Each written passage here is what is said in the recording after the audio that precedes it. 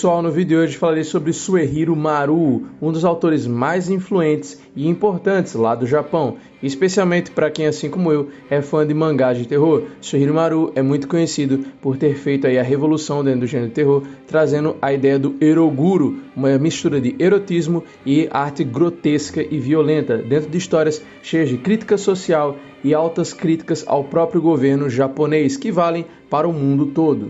E no vídeo de hoje eu falarei de uma de suas obras menos conhecidas, mas que é uma obra que compila todos os traços que fazem com que Suehiro Maru seja reconhecido no mundo todo, seus traços mais marcantes.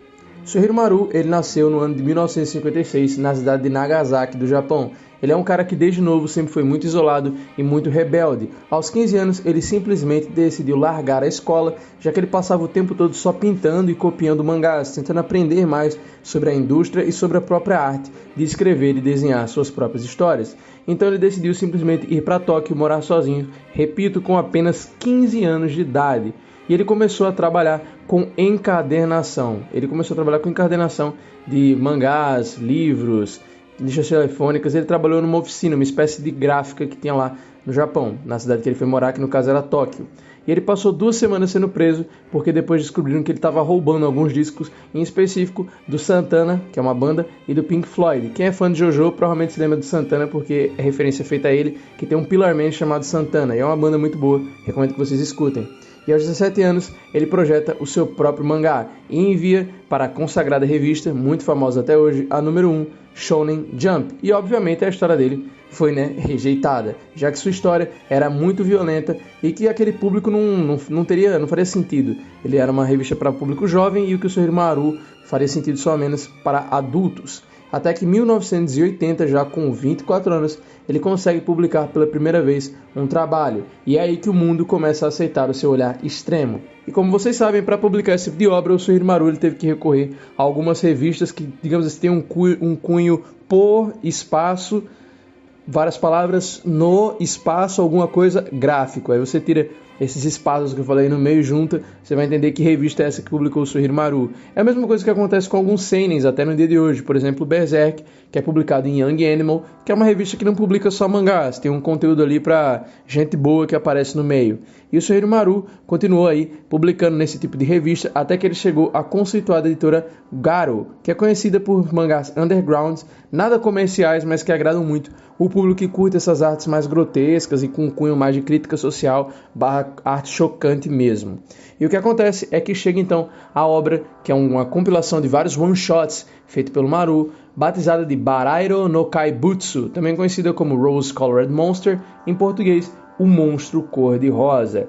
Esse trabalho, ele compila vários one-shots do mestre, que tem aí seus principais pilares, que faz o que a gente entender o que seria a escola criada por ele do eroguro, a função entre o erotismo e a arte grotesca. Nós temos 13 one-shots, que são vários trabalhos curtos que ele fez nos anos de 81 a 82, que estariam sendo publicados aí pela primeira vez. Obviamente, por esses trabalhos seriam os primeiros, que o Suehiro Maru fez. Ele tem aí algumas falhas e tal, e eles não são tão bem elaborados quanto os trabalhos finais. Porém, você já consegue ver os traços do Suehiro Maru se desenvolvendo. Muitos painéis que aparecem nessa obra, no Rose Colored Monster, você também vai estar vendo aparecer em outras obras dele. O que fica claro que mostra que foi a partir disso que Suehiro Maru começou a desenvolver várias histórias. Por exemplo, alguns painéis fazem você ver algumas ideias que foram maturadas em Midori, outras que foram maturadas no Vampiro que Ri, outras que foram maturadas, por exemplo, no Bottled Hell, e em outras histórias de Suehiro Maru, inclusive Ultra Gacha Inferno e outras obras dele. E aqui eu vou falar um pouco sobre cada uma dessas histórias. Eu não vou estar passando imagens dela, porque se eu colocar qualquer imagem desses mangás de Suehiro Maru, vocês sabem que pode dar problema no vídeo. Então, assim como o do Midori, eu vou passar bem pouca coisa. Eu vou colocar talvez algumas capas, algumas artes. Mas, cara, tem muita coisa assim que é absolutamente nojento, cara. Então não dá pra colocar. Mas enfim, a primeira história chama-se Cabinet Dr. Caligari, ou algo como o gabinete do Dr. Caligari. Essa história, ele mistura um tipo de desenho que fica bem marcante nele, que é você misturar fulgor e paixão, assim colocando quadros totalmente preto e branco e outros claros que estão outros quadros, que estão com um vermelho de alerta e perigo, um vermelho bem vivo assim, vermelho e preto, enquanto outros quadros que são mais normais, eles estão em preto e branco, ou quadros normais ou quadros não tão sérios. E essa combinação que eu falei aqui, ela serve para várias outras obras, em especial a história que vem logo em seguida, chamada Night of the Reborn, aonde ele faz simplesmente criar uma história que serve de metáfora para como toda a ideia do homem buscando seus desejos e algo que sacia esses desejos enquanto se distrai de suas maiores dores, o fato do escapismo, o ser humano procurando prazer em coisas que vão fazer com que ele se distraia da própria dor de sua existência, fugir da dor da realidade. E aqui vem o traço que eu falo que veio maturar lá em Midori.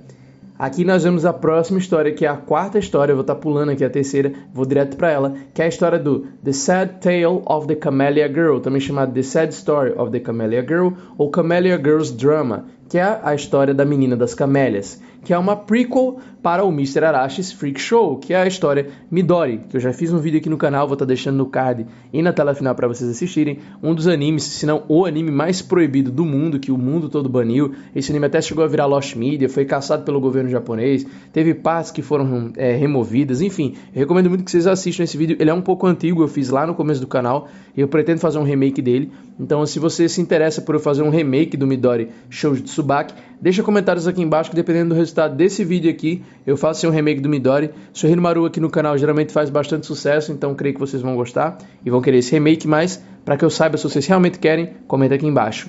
E essa história da Garota das Camélias, ele é uma espécie de prequel mesmo para a história da Midori. Ele conta com o charme de uma poesia mesmo, é aquele mesmo charme do gabinete do Dr. Caligari, porém ele não tem tanta graça, né? Ele não é tão, assim, digamos, poético quanto o primeiro. Aqui você vai ser realmente uma pessoa que você vai ficar desconfortável com essa história. Você vai ficar incomodado, você vai querer que ela acabe e tal, porque essa história da Menina das Camélias, diferente da do Dr. Caligari, ela, tipo assim, mesmo nos quadros mais normais, né, nos quadros mais normais, onde, tipo assim, não tá em vermelho, a história tá em preto e branco normal, você ainda vai estar vendo coisas grotescas. Então, se você, assim, você vai ver basicamente crianças sendo jogadas no rio em preto e branco, você vai ver cenas de coisas que eu não posso falar aqui em preto e branco. Então você imagina, se esse tipo de coisa está em preto e branco, só imagine o que o Suehiro Maru vai pintar de vermelho nessa história.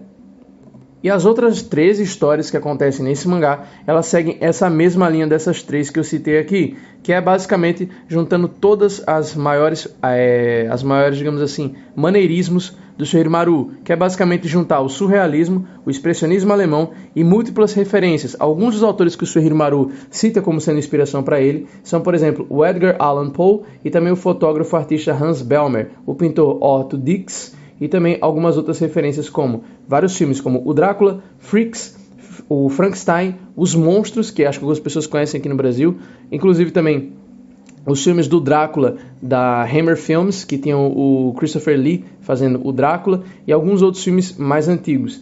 Cara, seria muito legal se de alguma maneira, eu não sei se ele conhece, mas eu acho que com certeza se o Suehiro Maru assistisse os filmes do Zé do Caixão, ele ia gostar. Inclusive, também tem vídeo sobre o Zé do Caixão aqui no canal, acho que eu vou deixar ele aqui na tela final para vocês verem. E o último traço do Suehiro Maru é a clara referência que ele sempre faz a criticar o governo japonês e toda a ideia da hierarquia, de como o Estado domina as pessoas e como a liberdade do ser humano não existe. Nós sempre vamos viver em uma sociedade onde nós somos colocados todos no mesmo lugar, como se fôssemos um bando de robôs, e temos que ser todos iguais. Todos temos que estudar, trabalhar nas mesmas coisas, seguir todas as regras, ter filhos, ficar velho, neto, morrer, e continuamos essa linha infindável de uma espécie que não tem identidade e que só faz consumir, sem deixar nada importante para trás. O Suehiro Maru, ele mostra a indiferença dos poderosos, o desprezo pelos pequenos e, obviamente, a submissão daqueles que não têm para onde ir e vão se submeter a qualquer coisa para que possam sair de suas dores. Como ele fala na obra, por exemplo, do Cavaleiro,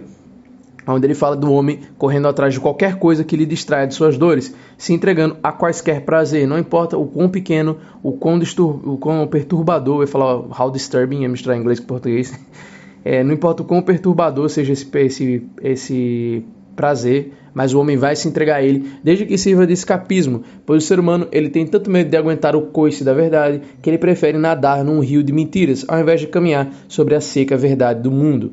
E esse é o universo do Suehiro Maru. Se você quer começar a ler Suehiro Maru, eu recomendo que você leia O Monstro Cor-de-Rosa, porque ele vai te introduzir ao estilo que é totalmente assim inesquecível do Maru. Ele é um cara que, se você ler, você não vai esquecer e você vai ficar curioso para ler mais. Como eu sempre falo, por mais grotesco, por mais nojento que seja, tem algumas obras dele que eu nem chego perto, Eu ainda assim gosto muito do Suehiro Maru e eu tenho vontade de ler mais sobre ele, porque o cara me interessa bastante, cara. Eu acho ele muito doido, o jeito como ele trata as coisas, a verdadeira brutalidade com qual ele retrata qualquer tipo de coisa, tipo, ele mete criança, animal, tudo assim misturado nas histórias para deixar ainda mais chocante.